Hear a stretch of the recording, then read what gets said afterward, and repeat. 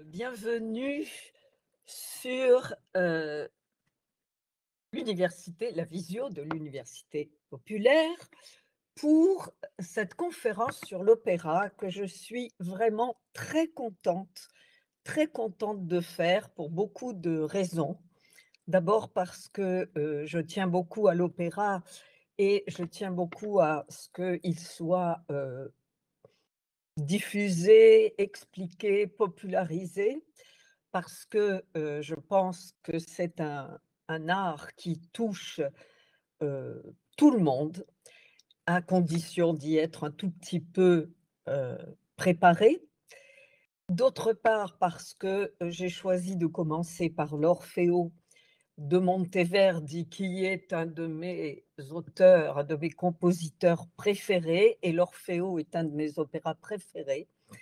Parce qu'il est, le premier, parce que le thème est un thème, magnifique, profond, qui touche, à toutes les toutes les grandes questions autour de l'amour, de la vie, du deuil, de l'orgueil aussi, de la curiosité, enfin beaucoup de choses, des passions en général, et j'en reparlerai bien sûr parce que l'opéra a commencé justement par, la peinture des passions et puis n'a jamais cessé.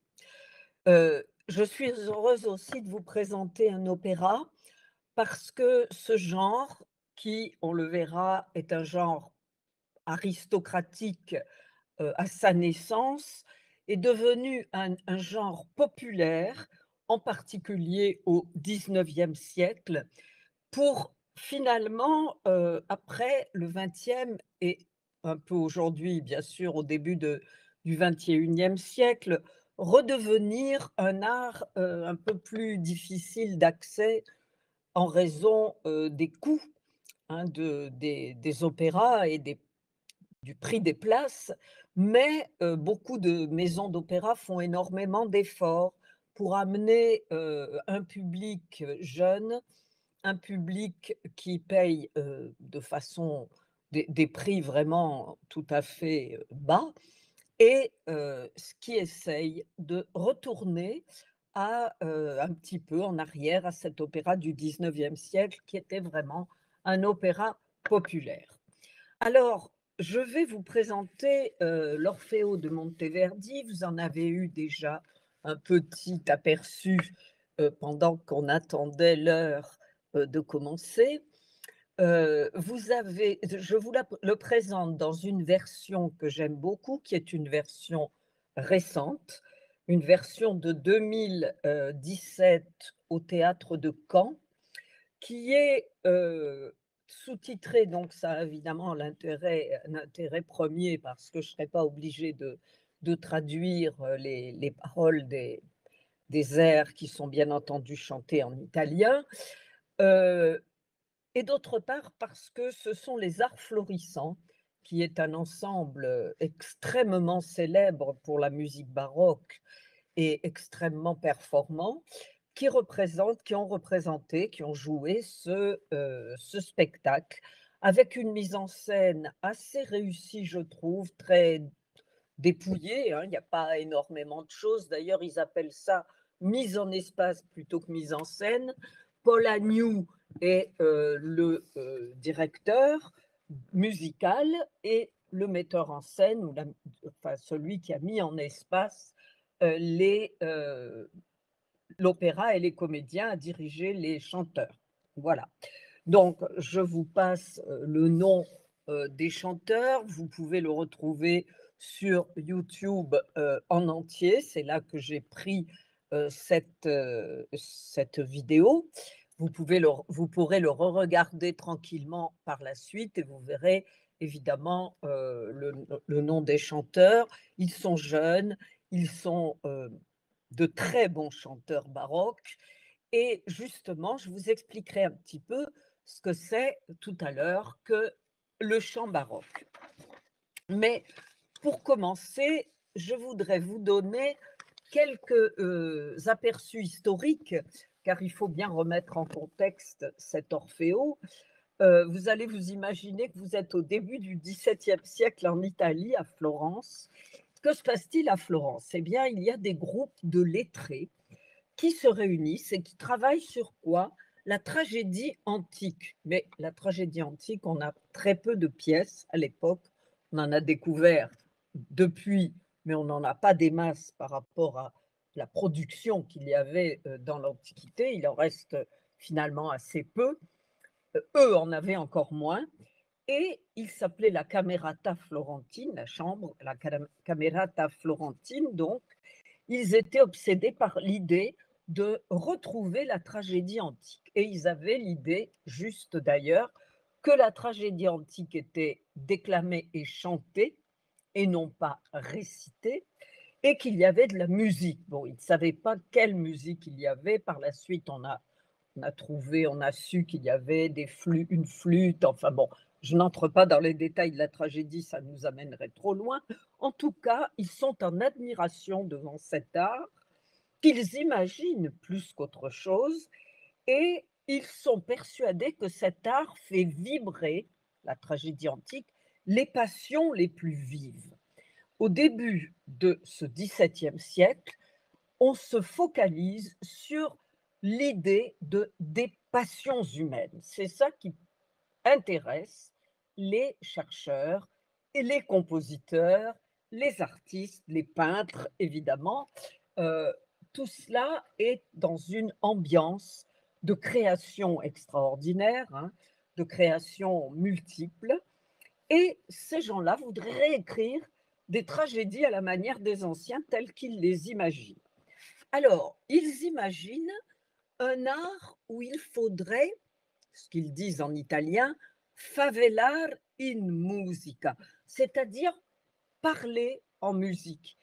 Ils ne parlent pas vraiment de chanter, vous voyez, ils disent parler en musique, et c'est ce qu'on appellera le parlar cantando. Vous en avez eu peut-être une petite impression tout à l'heure en les écoutant. Ce ne sont pas des opéras comme ceux de Mozart ou Verdi. Il n'y a pas d'airs encore et de grands airs comme on en trouve par la suite. Il y a tout le temps une parole chantée. C'est au lieu de la tragédie antique, cela va être l'opéra qui verra le jour. L'Orfeo ne sera pas le premier. Il y a eu avant un essai d'une Daphné de Jacopo Peri, mais une Eurydice aussi, peu importe. C'est l'Orfeo qui va apporter la célébrité à Monteverdi à la cour de Vincent Ier à Mantoue. L'auteur du livret est un noble, tout ça concerne les nobles. C'est vraiment un art qui est né pour et dans l'aristocratie. Il s'appelle Alessandro Striggio et le livret est imprimé, ça c'est intéressant, pour que chaque spectateur puisse lire et écouter en même temps. Il n'y a pas le noir, évidemment, encore dans les lieux où on représente des opéras, c'est dans des salons, c'est dans des lieux éclairés, on peut très bien lire le livret, suivre en même temps les paroles et la musique. Et dans la perspective de Monteverdi, ça c'est très important pour l'opéra, le livret et la musique sont d'égale importance. Il va y avoir toute une espèce de grande dispute, oui, dispute exactement au sens de grand débat, pendant des années, pour savoir si à l'opéra c'est prima la musica ou prima les paroles. Est-ce que c'est d'abord la musique qui compte ou est-ce que ce sont d'abord les paroles? Il y a encore des gens aujourd'hui qui disent qu'à l'opéra, peu importe comprendre ou pas comprendre le livret, ce n'est pas grave. À partir du moment où on écoute la musique et les chanteurs, même si on n'y comprend rien, ce n'est pas grave. Ce qui est une vieille façon de penser les choses, une façon, disons, de du moitié du XXe siècle, si vous voulez, où on avait l'idée, on disait que les livrets étaient stupides, que de toute façon, ce qui comptait, c'était le chant, etc. Ce qui est faux, parce que aucun compositeur, à ma connaissance, n'a jamais composé de la musique sans lire un livret qu'on lui proposait et il a écrit son opéra sur le texte, évidemment. C'est le texte qui lui inspire sa musique. On ne peut pas imaginer un compositeur qui écrit de la musique comme ça et puis qui dit on va mettre du texte dessus, faites-moi voir ce que vous avez écrit. Il ne pourrait pas. De toute façon, il faut que la musique colle à ce que vont chanter les chanteurs. Le livret est extrêmement important. Cela ne veut pas dire que tous les livrets se valent, hein, ce n'est pas du tout ce que je veux dire. Il y a des livrets plus faibles que d'autres, des livrets géniaux et des livrets médiocres, enfin moyens. Ceux qui ont survécu en général, sont des bons livrets, comme toujours, hein, le temps a fait son tri. Et en tout cas, celui de Sriggio est très beau, il est poétique, il y a de très beaux textes, c'est un écrivain, c'est quelqu'un qui est inspiré, et donc Monteverdi sera inspiré par le livret d'Alessandro Striggio et aussi par le mythe d'Orphée. Je dis deux mots sur le compositeur parce que je pense que ça n'est pas, c'est facile de se renseigner là-dessus. Vous pouvez regarder un peu partout sa biographie. C'est lui qui est à l'origine de l'ère baroque, hein. Il est le père véritablement de la musique moderne et on vit encore sur les bases qu'il a données. Euh, Avant lui, il y avait une musique franco-flamande qui triomphait. Il est né en 1567. Il a été, sa vie musicale a commencé très vite. Il est devenu musicien. Il connaît les techniques d'écriture, l'orgue, le violon, l'art vocal et l'art des madrigalistes qui étaient très importants, des gens qui écrivaient des madrigaux, vous voyez, de la poésie en musique. Il est entré au service, il a eu de la chance, hein, il est entré au service du duc de Mantoue, Vincenzo Gonzague, en tant que joueur de viol, chanteur et compositeur. Et donc, il rencontre tous les intellectuels d'Italie, le peintre Rubens, un physicien et astronome qui s'appelle Galilée, un grand poète qui s'appelle Tasso, le Tasse, et il comment dire, étudie l'art des madrigalistes. Il va devenir lui-même un madrigaliste extraordinaire. Un certain Carlo Gesualdo, Gesualdo étant un musicien extraordinaire qui a inspiré Monteverdi. Donc, il va se marier dans les années 99-1600 avec une brillante chanteuse. Il a des enfants, il continue à travailler, il n'a pas de problème dans sa vie, sauf qu'il va perdre sa femme. Il s'appelle Claudio et sa femme s'appelle Claudia. Et il perd sa femme au moment, curieusement, où il écrit Orfeo. Et alors, évidemment, c'est touchant. Sa femme meurt en 1607, la même année. Or, Orfeo, c'est l'histoire d'Orphée qui perd sa femme, enfin, sa fiancée, quoi, devait épouser Eurydice. Son Eurydice va mourir et il arrive la même chose à Monteverdi. Voilà, il va aussi perdre un de ses fils. Enfin bon, ça, c'est l'histoire des gens de son époque qui perdaient des enfants. Enfin, bon, la mort était très présente. Or, cet Orfeo tourne autour de l'idée de la mort, évidemment, et de est-ce qu'on peut échapper à la mort, est-ce qu'on peut revenir de l'au-delà, etc. C'est quelque chose de très profond qui va être mis en musique et mis en scène par Monteverdi. Il sera extrêmement célèbre. On disait que c'était la musique des dieux qui était là quand on l'écoutait. Il va mourir en 1643 après avoir composé 2 ans avant un grand opéra qui s'appelle Le Couronnement de Poppée, qui est le premier opéra tiré d'un fait historique, d'un drame historique, ce qui n'est pas le cas d'Orphée, bien entendu, puisque c'est une légende. Donc, pour comprendre Monteverdi et pour comprendre cet Orfeo, il faut connaître quelques idées, de Monteverdi en musique quand même, parce que, on ne peut pas, entrer dans cet art qui est quand même loin de nous et pourtant si proche finalement, vous verrez, sans connaître un petit minimum de choses et le savoir est toujours, bénéfique, hein, parce que plus on sait de choses, plus on voit la réalité, hein. Tout le monde sait, par expérience que plus on connaît, de choses et mieux on voit le réel. C'est, à travers le savoir, à travers la connaissance que l'on perçoit le réel dans sa diversité et dans sa richesse, hein. C'est pour ça que, eh bien, que voilà, que nous défendons, la connaissance, le savoir, l'éducation qui permet d'enrichir notre vision du monde. Ça n'est pas juste pour collectionner des dates ou enfin, des faits. Enfin bon, l'érudition, c'est bien, mais ça n'est pas très intéressant si ça ne permet pas d'entrer dans le monde réel et de mieux le percevoir.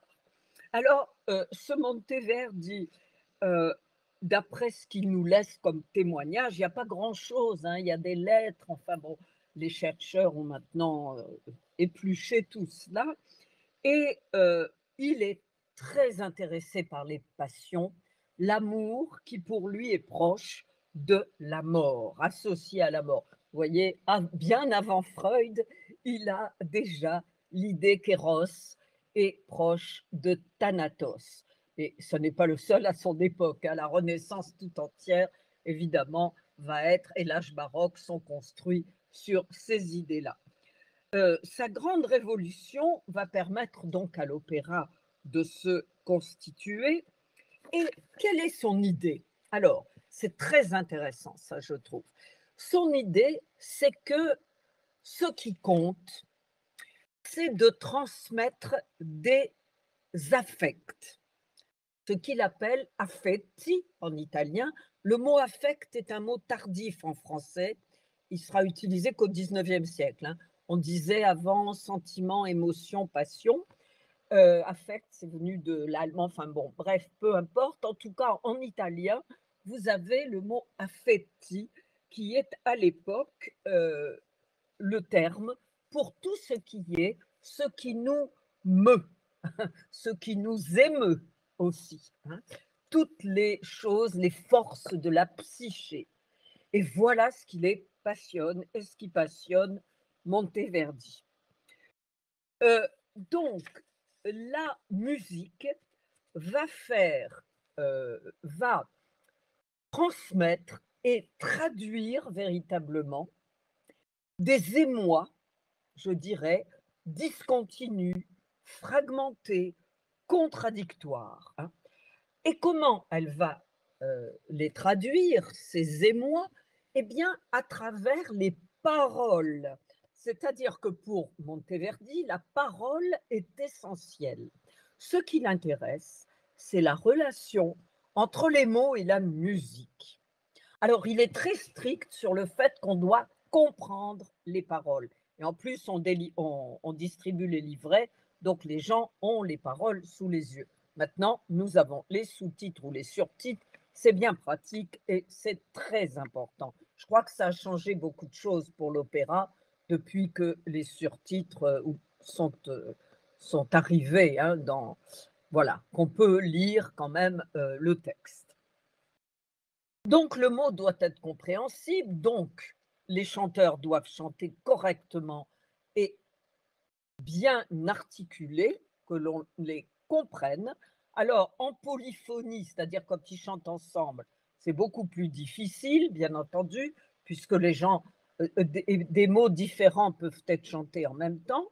Seule la monodie, c'est-à-dire le chant solo, peut restituer le statut du mot.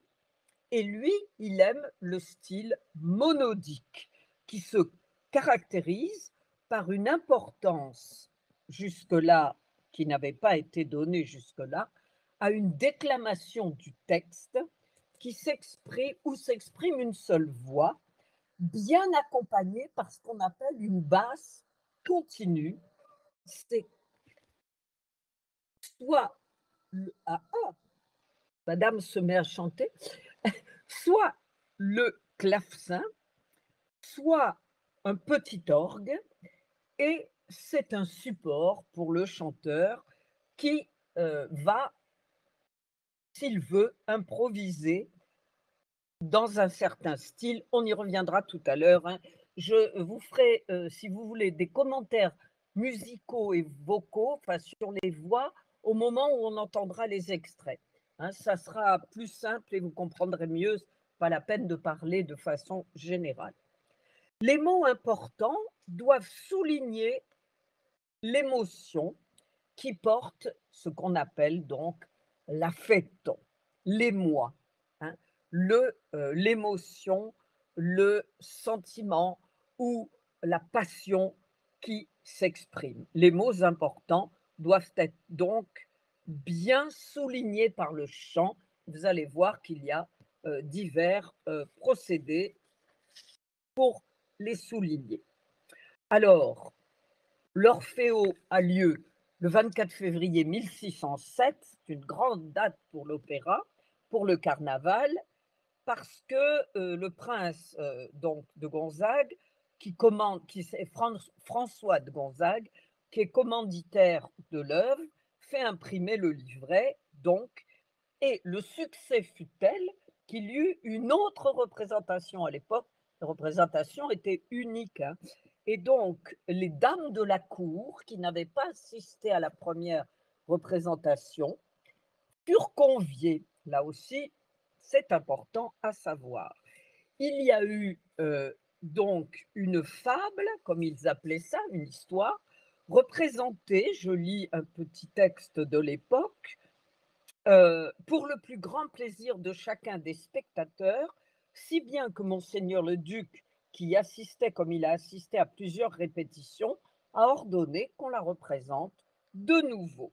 Il se fera fait aujourd'hui en présence de toutes les dames de la ville. Vous voyez, les dames ont eu une invitation particulière le 1er mars 1607. Voilà donc les prolégomènes, les choses qu'on peut dire un peu avant d'entrer dans le vif du sujet. Vous avez peut-être hâte d'entrer dans le vif du sujet. Donc, quelle est l'histoire d'Orfeo? Alors, pour la résumer très simplement, pour résumer cet opéra, on peut dire que berger et nymphe chantent l'amour d'Orphée et d'Eurydice. Avant eux, une allégorie de la musique arrive et chante l'histoire d'Orphée. Orphée prie le soleil de bénir son couple, il va se marier et l'acte 1 est très joyeux, tout entier à son bonheur de mariage. Il va chanter pour les arbres, pour les dieux, etc. Et il arrive, tellement il est un grand poète, car Orphée est le prince des poètes, il arrive à émouvoir les rochers. Vous voyez, tout est question toujours d'émotion, de chant, de musique. La musique, comment dire, mobilise les affetti, hein. Soudain, une catastrophe. Une messagère arrive, c'est la meilleure amie d'Eurydice, et annonce à tous les gens qui sont complètement effondrés qu'Eurydice est morte, mordue par un serpent. Elle était en train de cueillir des fleurs, elle a été piquée, elle est morte, et la messagère n'a rien pu faire. Orphée est complètement brisé, il est muet, ça c'est extrêmement important, il ne chante rien à ce moment-là, il est totalement médusé, muet de douleur et pétrifié, on pourrait dire, il est brisé. Puis tout d'un coup, il se réveille et il décide de braver la mort. Il ne veut pas accepter la mort d'Eurydice. Il veut aller la chercher dans l'au-delà et supplier au royaume des morts les puissances qu'on appelle infernales, l'enfer c'est le royaume des morts, pour récupérer Eurydice et la ramener dans le monde des vivants. Il est prudemment guidé par l'espérance, il arrive aux enfers, mais là, il doit franchir le fleuve, le Styx, que Charon ou Caron, comme vous voulez, lui interdit absolument. Eh bien, là, ça va être le clou, évidemment, de l'opéra. Vous l'entendrez, Orphée va charmer le gardien des enfers par son chant et réussir à passer. Ce qui, évidemment, ce qui est une grande première, personne n'a jamais réussi à cela. Pour récompenser sa témérité, Pluton, accompagné de son épouse, décide de lui rendre Eurydice. À condition, évidemment, il y a une épreuve. Il doit marcher devant, Eurydice va le suivre, et il ne faut absolument pas qu'il se retourne vers elle jusqu'à son retour sur Terre. Alors, les retrouvailles d'Eurydice et d'Orphée sont de courte durée. Il doit partir et Eurydice le suit. Orphée, malheureusement, va transgresser l'interdit, ce qui est un thème universel que l'on retrouve partout par la suite, hein, dans toute la littérature, dans les mythes, dans toutes les grandes histoires. Les êtres humains ne sont pas capables de supporter les interdits et à cause de leur hubris, c'est-à-dire de leur orgueil ou de leur vanité ou du fait qu'ils ne sont pas confiants, etc., transgressent. Orphée se retourne et, bien entendu, il regarde Eurydice et la perd pour toujours. Pluton va la remettre aux puissances infernales et Orphée s'en va, tout seul, accablé complètement. Il décide de renoncer à l'amour. Alors là, il y avait deux fins possibles dans la légende. Soit Orphée déteste les femmes à partir de ce moment-là et refuse tout amour féminin et finalement il va être déchiré plutôt, déchiré par les bacchantes, ou bien la fin qui a été choisie par Monteverdi, ce qu'on appelle une lieto fine, si on veut, une fin relativement heureuse. Son père Apollon, le dieu donc Apollon, descend du ciel et l'emmène en lui disant cette chose merveilleuse, je trouve, et qui est d'une profondeur et d'une poésie extrême, mais aussi d'une vérité extrême, c'est que dans le ciel, il pourra contempler les étoiles et donc contempler Eurydice, qui sera dans les étoiles, il la contemplera pour l'éternité. Voilà donc la légende d'Orphée utilisée par Monteverdi et mise donc en œuvre dans l'opéra. Alors, nous allons commencer à écouter quelques extraits que je vais commenter musicalement. Enfin, musicalement, je vous préviens, je ne suis pas musicologue, hein. Je suis, bon, musicienne amateur, je connais la musique, j'ai appris des choses et je fais quelques études, mais je ne suis pas musicologue. Je suis littéraire et spécialiste de l'opéra côté livret, hein. Mais je peux évidemment faire quelques analyses et il le faut, mais je le ferai au fur et à mesure des extraits parce que ça vous paraîtra plus clair et plus simple, je pense.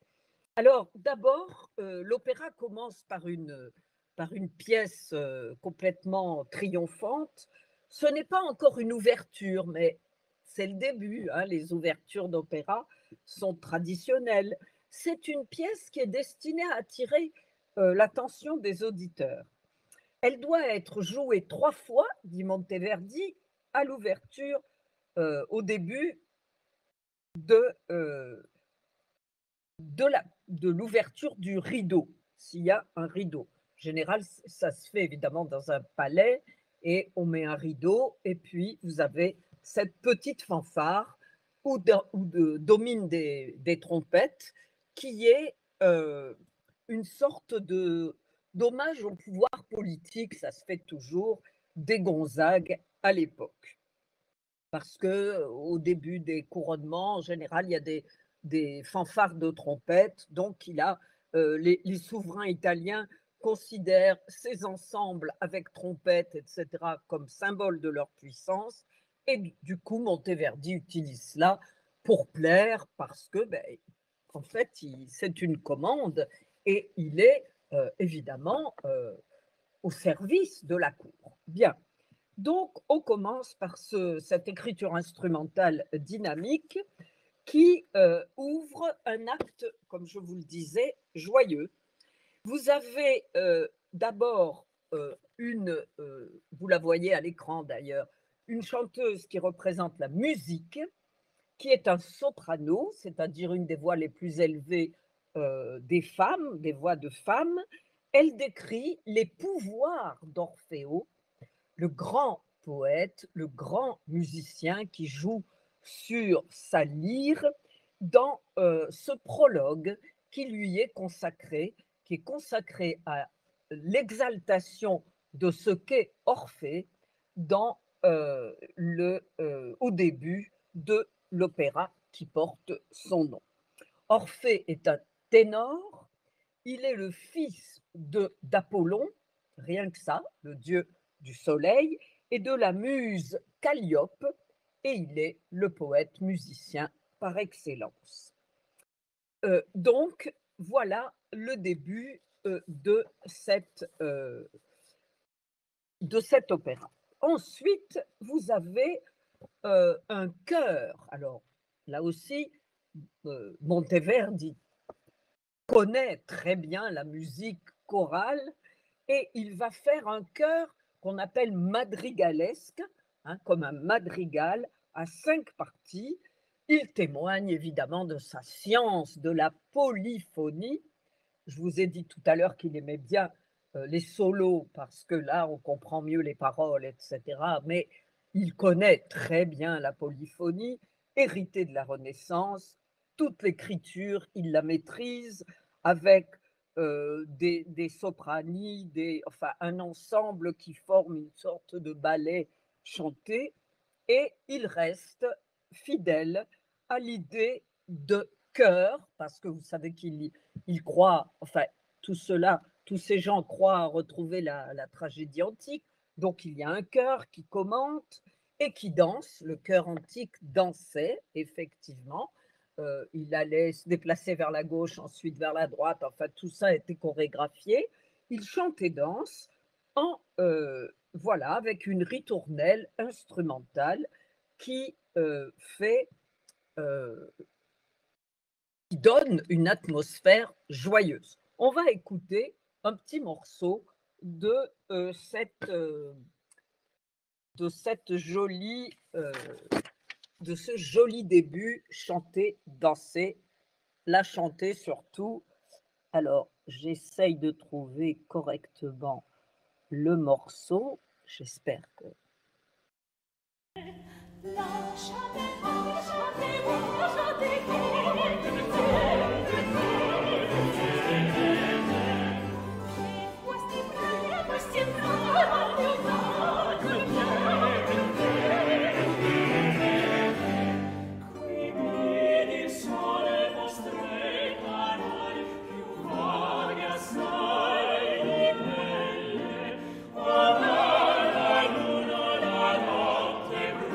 Danzare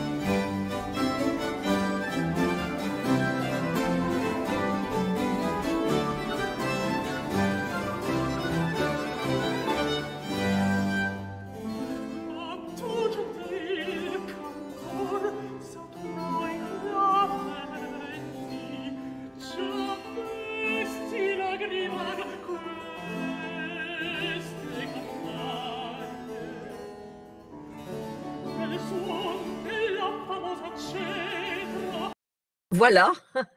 Alors le 1er, extrait très court de cette, joyeuse troupe qui se réjouit du mariage, d'Orphée et Eurydice. Alors, il faut, dire que ça relève de ce qu'on appelle la pastorale.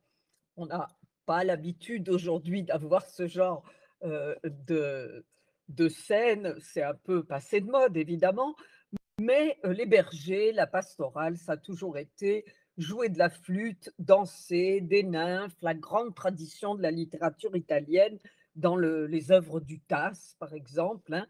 La musique conventionnelle des paysans tels qu'on les met on les met en scène évidemment, ça n'a rien de réaliste, hein, forcément. Et puis vous avez vu, on invite Orphée à, chanter. Alors, ce que je voulais vous dire, c'est que quel est l'orchestre de Monteverdi? 2 mots quand même. Une des plus grandes innovations de Monteverdi, c'est l'importance accordée aux instruments à qui, le compositeur assigne des rôles spécifiques. Vous avez déjà, dès la Renaissance, une typologie, mais lui va renforcer tout cela. La flûte, par exemple, ce sont les bergers. Les cornets, parce que vous avez des instruments anciens et les arts florissants jouent sur des instruments anciens, ce qui est quand même un avantage parce que ça donne une autre tonalité musicale, hein, forcément à l'opéra, alors que si on le joue sur des instruments modernes, c'est différent. Vous avez des cornets, les cornets, ça va être l'enfer, les cordes pincées, ça sera l'harmonie des sphères. Vous voyez, il y a une typologie des instruments et ça, c'est quand même assez, intéressant et assez, compliqué, si vous voulez, hein. Je ne vais pas rentrer dans les détails, mais ce n'est pas l'envie qui m'en manque parce que je trouve ça, très, très intéressant. Vous avez une partition qui présente une table des instruments et au fil de l'œuvre, Monteverdi précise les instruments qu'il veut, hein. La polyphonie, comme vous avez ici, c'est-à-dire plusieurs chanteurs qui chantent en même temps, etc., est écrite à 5 parties. Donc, on en a déduit, par l'étude des partitions, qu'il fallait un double orchestre spatialisé. C'est-à-dire qu'il y avait, alors il y a les didascalies, c'est-à-dire les indications que, le compositeur ou le librettiste marque sur les partitions ou sur le livret. On a, déduit des didascalies qu'il y a une opposition droite-gauche et une opposition devant la scène, derrière la scène. Donc vous voyez que quand même, c'est assez précis, assez complexe et tout est noté précisément. Il n'y a pas, d'improvisation, comme ça, enfin, c'est pas improvisé du tout. Alors, pour ce qui est des voix, vous avez entendu qu'il y a ce qu'on appelle des, gruppi quand ils chantent, pas des groupies, hein, mais des groupes quoi, des groupis. Quand ils chantent, alors je voudrais bien vous le faire moi-même, mais j'ai perdu ma voix de chanteuse parce que je me suis arrêtée de chanter il y a trop longtemps.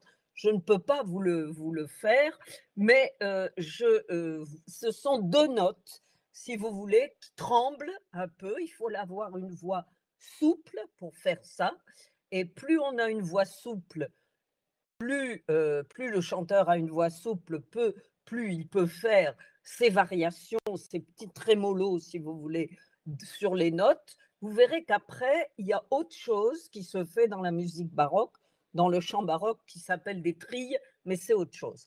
Donc là, vous avez ces petites variations de notes qui donnent à la musique une sorte de fluidité, évidemment, de beauté sonore et que tout le monde apprécie. Vous aurez évidemment après toutes les formes plus tard dans les formes de musique de Mozart ou d'autres, tous les autres compositeurs vont utiliser ça jusqu'au sommet de l'art de ce genre de variation de la voix, c'est le bel canto, hein, le bel canto de Donizetti, Bellini, Rossini, etc. Rossini. Donc là, vous aurez vraiment l'utilisation de la voix. Pour le moment, on a déjà cette utilisation des voix souples. On ne chante pas baroque comme on chante le bel canto ou comme on chante Verdi. Les chanteurs baroques apprennent un type de chant particulier, hein. Ils ont des écoles de chant baroque, ça s'apprend, et les arts florissants sont particulièrement recrutent des chanteurs particulièrement doués pour ce genre de choses. Donc voilà, vous avez bien entendu la joie du premier acte, et puis vous avez évidemment la messagère qui va arriver pour donner l'horrible nouvelle. Eurydice est un personnage assez mystérieux dans cet opéra parce qu'elle n'apparaît que 2 fois, elle ne chante que 2 fois. Au début, quand elle chante avec son amant, enfin son fiancé, Orphée, et après, à la fin, lorsqu'elle le voit aux enfers, elle chantera très, très brièvement, mais on ne saura pas grand-chose de ses émotions et de son grand malheur. C'est Orphée qui est le héros, évidemment, mis en lumière, et elle chante moins de 2 minutes, hein, à la fin, vous voyez. Elle a une mélodie toujours, enfin, simple, et elle est vraiment, bah, je dirais déjà une ombre, quoi. C'est assez bien fait à cause de ça. Sa non-présence vocale fait qu'elle est déjà quelqu'un qu'on perd, hein. On va la perdre. Et c'est justement cette absence d'Eurydice qui est centrale, avec la douleur, puis la résolution, puis la faute d'Orphée. Alors, Orphée et Eurydice, donc, ont chanté leur bonheur, mais arrive la messagère. Je vous fais écouter un petit extrait de son chant désespéré.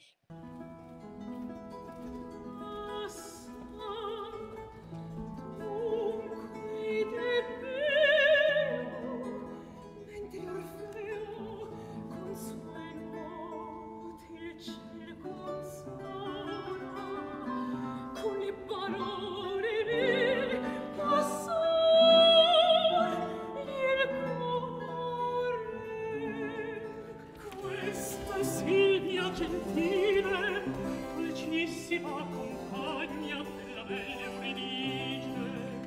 Oh, come vista dolorosa! Or che fia, te somminei, con dolcete da noi benigno il quarto. Basta, lasciate il canto, cogni nostra allegrezza.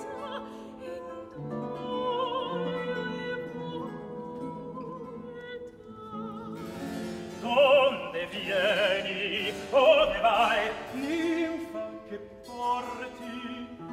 A te, ne vengo Orfeo, e s'accelera infelice, di caso più infelice, più funesto.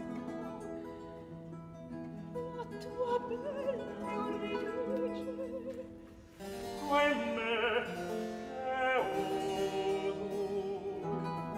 tua diretta sposa,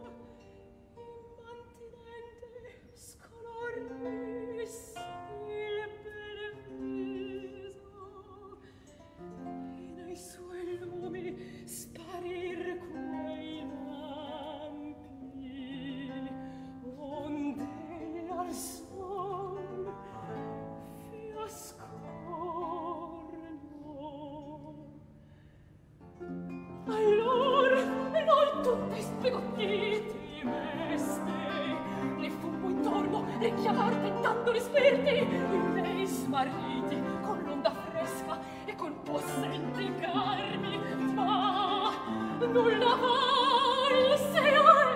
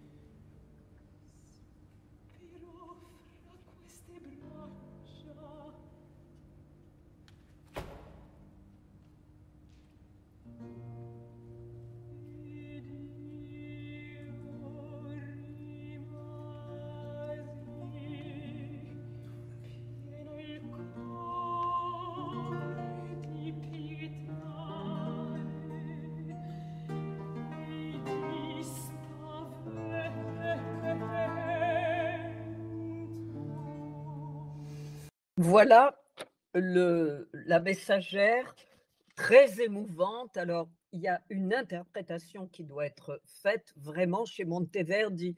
Les chanteurs doivent jouer les affetti parce qu'ils ne peuvent pas chanter ça de façon complètement neutre. Ils doivent insister sur certaines notes. Et vous savez, vous avez entendu qu'ils insistent. Lorsqu'ils insistent sur une note, ils la tiennent de façon linéaire, de façon plate, si vous voulez.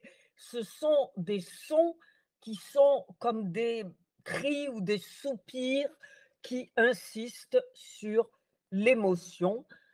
Et vous voyez aussi le silence d'Orphée qui a dit hélas et qui est complètement brisé. Alors le silence dans un opéra, évidemment, ça en dit long. Hein, c'est comment dire, après un long silence, il va chanter tu es mort, tu es morte, pardon, ma vie.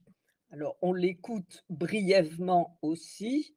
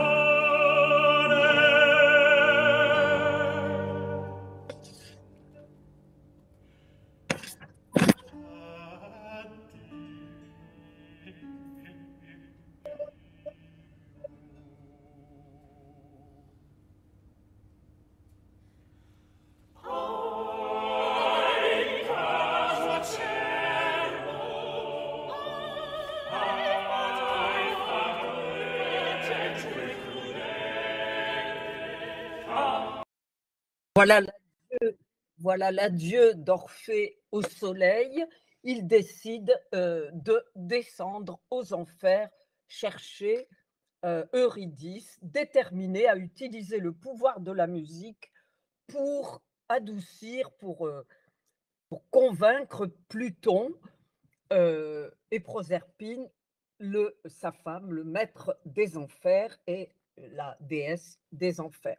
Donc, il va partir à l'acte 3 à la recherche d'Eurydice et il a été guidé par l'espérance. Il tombe sur Charon, qui est le nocher du Styx et qui ne veut pas le laisser passer. Alors, vous allez avoir ici le grand air d'Orphée, Possente Spirito, hein, le puissant esprit, divinité redoutable, sans l'aide de qui aucune âme séparée de son corps espère en vain accéder à l'autre rive. je ne suis pas vivant, dit-il, etc. Vous allez le voir, il va user de tous les moyens musicaux qu'il a en don, hein, puisque c'est le prince des poètes et de la musique, des musiciens.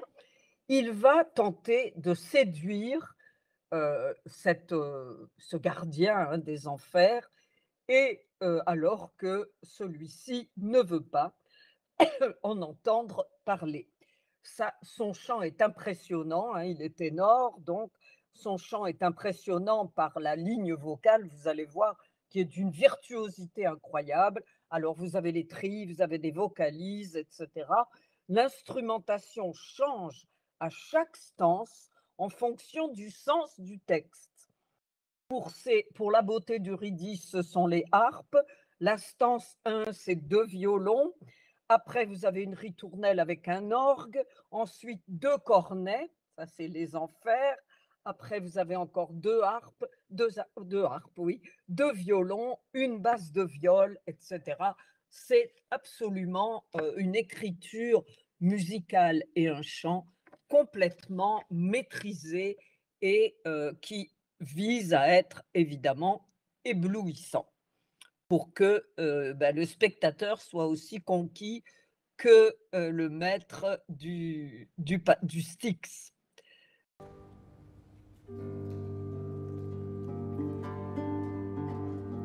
O sente spirito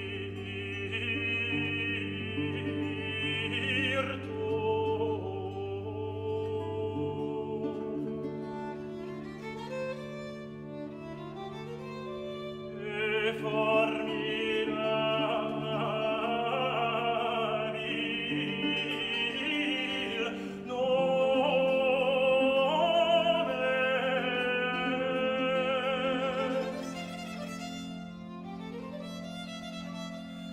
senza cui far passaggio all'altra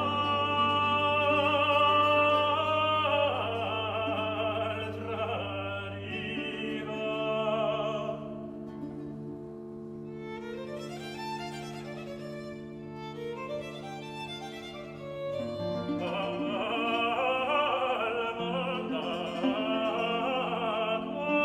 Corpo sciolta in van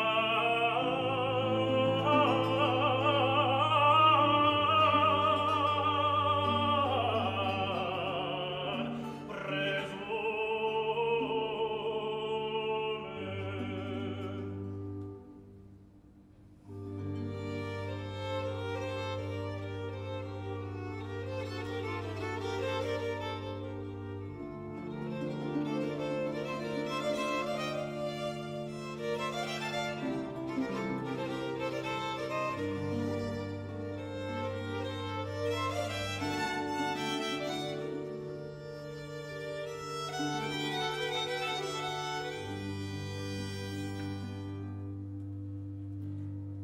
Non io no.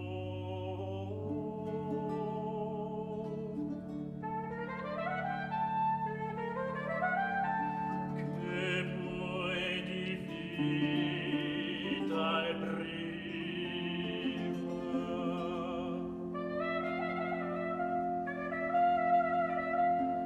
Mia cara sposa, il cor non è più meco.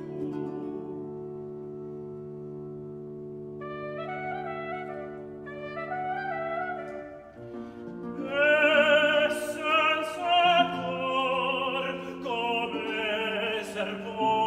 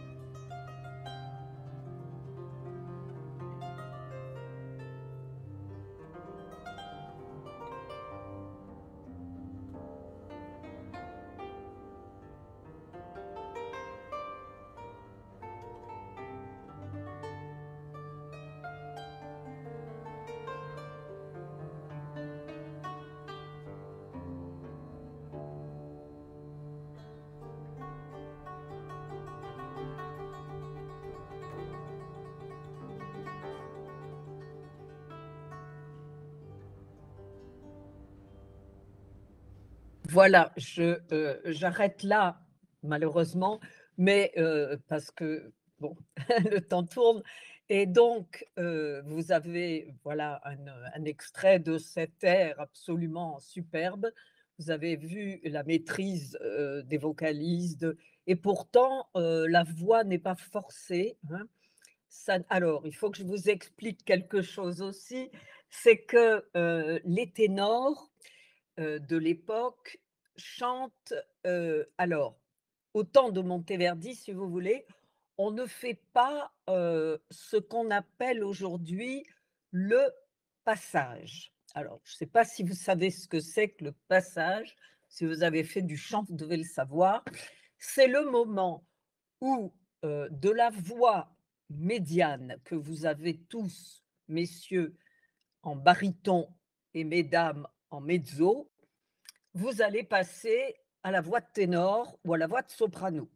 Il y a un moment où vous changez de, résonneur, enfin, si on veut, de résonance. On va passer ici, dans le masque, on va quitter la voix qui est la voix normale quand on chante, la voix médiane, pour passer au-dessus. C'est ce qu'on appelle le passage. Il ne faut pas que ça s'entende quand on chante bien, quand les ténors sont des ténors aguerris ou des sopranes aguerris, on ne l'entend pas, le passage. Si on l'entend, c'est que on n'a pas assez travaillé et donc on passe à heu, un autre type de résonance, si vous voulez et là, on passe à une voix haute. Bien. Donc là, vous avez, au temps de Monteverdi, on ne fait pas ce passage. On ne chante pas, de cette manière et vous entendez, ce jeune homme qui s'appelle Cyril Oviti, qui chante le rôle d'Orphée donc, qui, reste dans ce volume médian alors qu'il a une voix haute quand même, c'est pas un baryton, hein. Il a une voix qui monte, mais qui ne va pas vers des hauteurs, de, ténor qu'on aura plus tard dans un autre type d'école de chant. Donc, il y a les vibrations, il y a les trilles, il y a les vocalises qu'il fait qui sont le signe de l'effort qu'il fait pour charmer euh, le gardien et il y parvient à l'acte 4, il va être donc aux enfers. Vous allez avoir là, je ne peux pas vous faire écouter d'extrait, ça serait trop long, mais vous allez avoir Proserpine et Pluton qui chantent ensemble, qui parlent, parlar cantando toujours, hein, dans ce chant parlé qui est si spécifique de cette époque et de Monteverdi. Et c'est un couple très touchant d'ailleurs parce qu'ils sont bons, ce ne sont pas les méchants des enfers, et ils s'aiment. Et ils comprennent d'une certaine manière que Orphée soit venu chercher Eurydice. Euh, L'interdiction de se retourner, on la trouve chez Ovide dans la légende d'Orphée. Elle s'explique parce que Eurydice est une figure spirituelle et qui ne doit pas être rendue profane en la regardant. Il ne faut pas la regarder pour qu'elle ne devienne pas profane. Malheureusement, Orphée ne peut pas se retenir de regarder Eurydice et va la perdre. Auparavant, il chante sa joie de la retrouver très brièvement, comme je vous l'ai dit, il ne la retrouve pas longtemps, mais évidemment, c'est un moment de bonheur fort qu'il va vivre. Tue suavi parole d'amor l'antica piaga rinfresca nel mio cuore. Così l'anima tua non sia più vaga di celeste diletto, si abbandoni il marital voletto. Pietà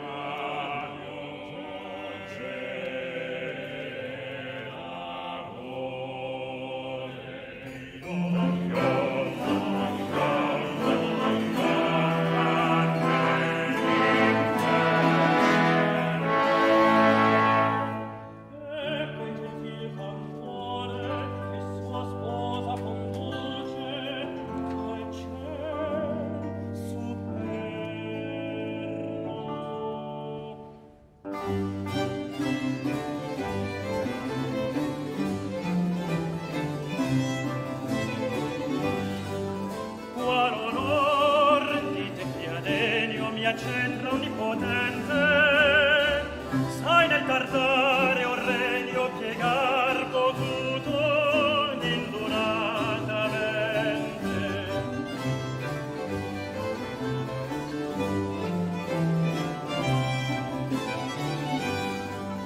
Luogo avrai fra le più belle immagini celesti, onde al tuo suon le stelle danzeranno in girio tardi o presti.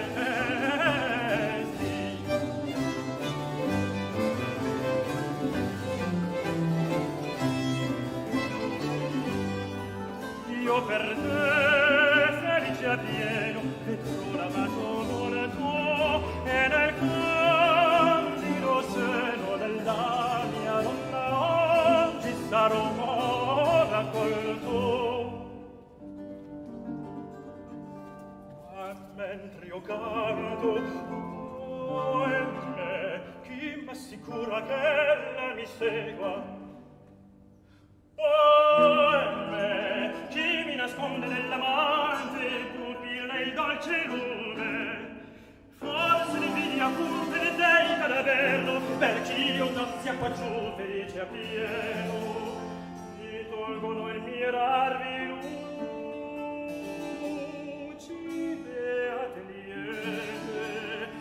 sol col sguardo altrui bear potete, ma che tem il mio cuore ciò che vieta Pluton comanda amore, a lume più possente che vi uomini ubbidire dovrei.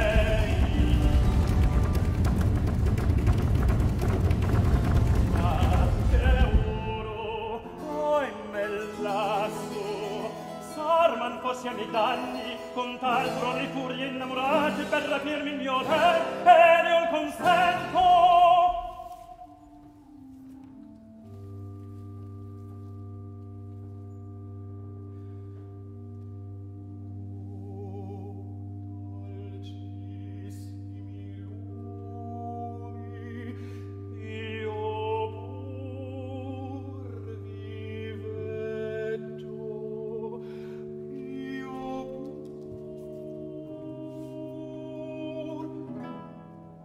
L'eclisio è meno oscura. Rottai la legge e se di grazia indegno.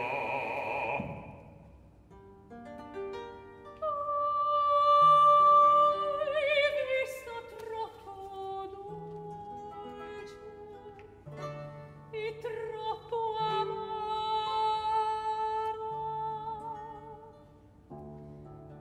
così per troppo amor dunque mi perdi ed io misera perdo il poter più godere di luce di vita e perdo insieme te d'ogni ben più caro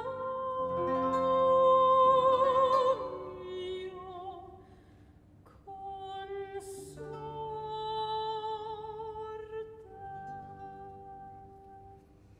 Voilà, Orphée a perdu Eurydice. Alors là, le sens de tout ça est évidemment très complexe, hein.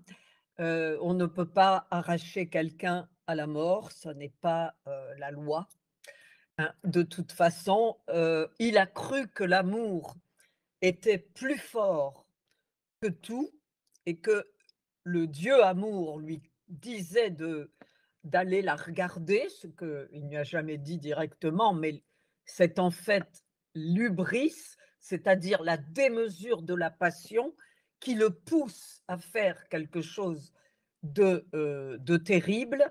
Il a eu, vous l'avez vu, des doutes. Est-ce qu'elle est bien derrière moi? Est-ce que peut-être les furies essayent de l'enlever, etc. Il s'est donné de bonnes raisons pour transgresser l'interdit et il la perd à jamais. Cet Eurydice qui ne chante que 2 minutes, vous l'avez entendu, et qui ne chante que pour dire qu'elle, perd, à la fois l'être le plus cher qu'elle avait, mais aussi la possibilité de revoir la lumière du jour, cette odieuse lumière, dit, Orphée, puisque maintenant le jour lui est complètement odieux sans Eurydice. On ne peut pas ramener quelqu'un du royaume des morts. Le deuil doit se faire et il doit se faire dans une sorte de piété, une sorte d'acceptation. Alors, la première fin, celle dont je vous parlais, qui n'a pas été retenue, c'est celle de la révolte d'Orphée, qui refuse complètement d'accepter et qui se met à haïr, hein, qui est finalement mise à mort, alors qu'ici, on choisit la rédemption d'Orphée grâce à son père Apollon, qui lui reproche de trop pleurer. Il lui dit, parce qu'il y a un long passage dans l'acte 5 où Orphée pleure Eurydice et explique qu'il ne peut plus vivre, hein, que son sort c'est de se lamenter éternellement, mais Apollon vient tempérer les excès justement de la passion et l'invite à le rejoindre au ciel où il pourra contempler les étoiles et la beauté d'Eurydice à jamais. Donc, vous avez cette fin qui est une fin relativement belle et heureuse. Je vais vous la montrer. Apollon est le dieu de la beauté et là, il est là la sagesse et il va tempérer les passions d'Orphée qui est trop sujet, trop humain, comme on dit, humain, trop humain, hein. Il faut qu'il accepte et cette acceptation, il l'a fait par l'intermédiaire du Dieu.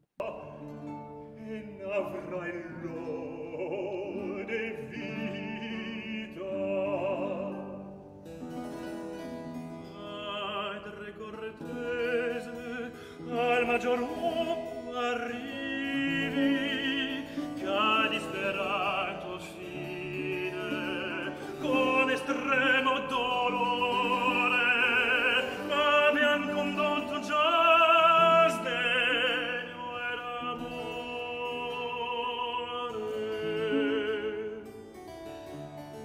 Eccomi dunque attento a tue ragioni, Padre, orgiu che vuoi mi imponi.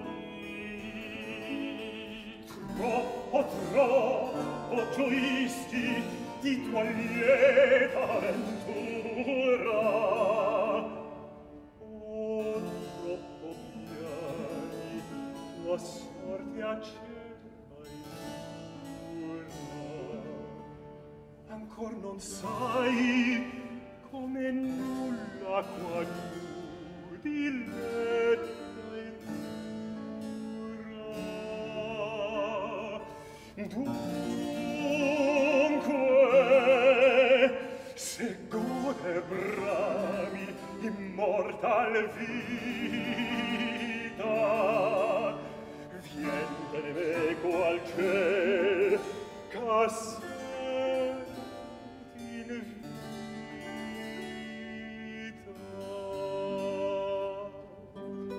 Si non vedrò più mai dell'amata Euridice i dolci rai.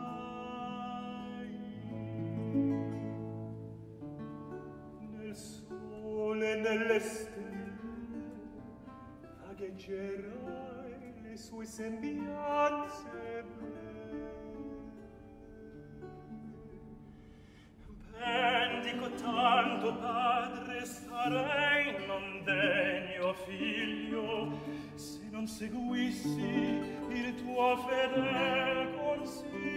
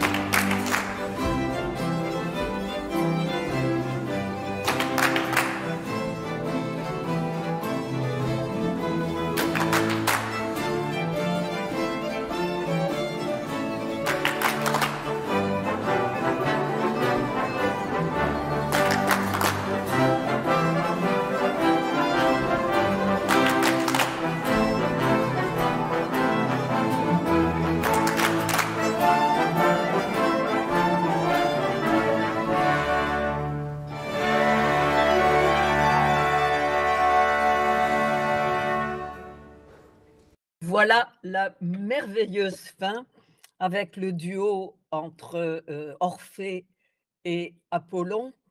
Vous avez remarqué qu'il y avait alors des vocalises, mais aussi ce qu'on appelle ces trios particuliers, au baroque où on répète la même note. C'est pas 2 petites notes qu'on fait «ah, ah, ah» pour faire un tri, mais «ah, ah, ah, ah» et ça, on l'entend très bien dans ce duo. C'est très difficile à faire parce qu'il faut pas que ça ait l'air de bêlement, quoi. Il faut que ça soit très bien fait. Vous avez les 2 orchestres qui sont là et puis le chœur qui reprend et vous voyez le texte à la fin est quand même très matiné, si j'ose dire, de chrétien, hein, d'une espèce de texte chrétien qui dit, voilà, on accepte la loi du ciel et en fait, bon, on sent bien que la fin, là, n'est plus une fin païenne, mais une espèce d'acceptation chrétienne et la montée au ciel d'Orphée qui devient Dieu, au moins un demi-dieu à côté d'Apollon. C'est une sorte enfin, de réécriture, hein, de la légende. Alors, pour conclure, mais j'ai été bien longue, hein, je suis désolée, mais c'est quand même, il y a beaucoup de choses à dire sur cet opéra. Vous voyez que les caractéristiques de ce chant baroque, c'est une pose de voix naturelle, une résonance totale, si possible, dans le enfin, pectoral et dans le pharynx. Il n'y a pas, ces notes aiguës qu'on entendra plus tard quand on aura une autre technique vocale, une disponibilité pour les trilles et pour toute la façon d'orner les syllabes et énormément de douceur dans la manière de parlar cantando. Il y avait un texte qui disait: «Dans les chambres, on chante d'une voix plus douce et plus suave, sans faire aucun vacarme. Dans les églises où l'on chantera à pleine voix et avec une multitude de chanteurs, le chant sera plus fort.» Effectivement, là, c'est la douceur de ce chant qui domine, ce qui n'empêche pas d'exprimer profondément toutes les passions possibles, tous les affects, les doutes, les craintes, le deuil, la joie, tout cela est exprimé à la fois par cette musique qui dialogue en permanence avec la voix. Vous avez vu en particulier dans le grand air d'Orphée, vous avez l'alternance entre les violons, les cornets, etc., et la voix d'Orphée. Et puis aussi cette musique qui tient beaucoup aux paroles et qui les exprime, qui ne les orne pas. Ça n'est pas un ornement, la musique. C'est une sorte de complément euh, qui donne de la profondeur, si vous voulez, et qui donne un sens qui n'est pas le sens des mots, car la musique en elle-même ne signifie rien. Le do, le ré, le mi, ça ne signifie pas, hein, mais ça n'a pas une double articulation comme le langage qui est à la fois, euh, si vous voulez, euh, un son et un sens, hein, alors que la musique, ce sont des sons, mais associés aux paroles. Pour Monteverde, il y a cette complémentarité et cette profondeur que donne la musique à tout ce qui est exprimé par la parole. C'est une grande réussite, je crois. C'est le premier des grands opéras. Il y en aura beaucoup d'autres et beaucoup d'autres grands. Je reviendrai vous en parler peut-être si cela vous a plu. Je vous remercie pour votre attention et si vous voulez me poser quelques questions, il nous reste quelques minutes, donc je suis à votre disposition.